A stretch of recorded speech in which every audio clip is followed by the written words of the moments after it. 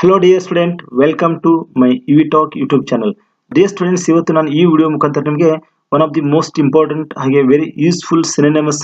Discuss ಮಾಡ್ತಾ ಇದ್ದೀನಿ. First one ನೋಡಿ, ಬ್ಯೂಟಿಫುಲ್ ಅಂತ ವರ್ಡ್ಗೆ ನಾವು ಗಾರ್ಜಿಯಸ್ ಅಂತ ಒಂದು ಸಿನೋನಿಮಸ್ ಬಳಸಬಹುದು, ಬಾಸಿಗೆ ಕಂಟ್ರೋಲಿಂಗ್ ಅಂತ ಬಳಸಬಹುದು, ಕ್ರಿಯೇಟ್ಗೆ ಜನರೇಟ್ ಅಂತ ಹೇಳ್ಬೋದು,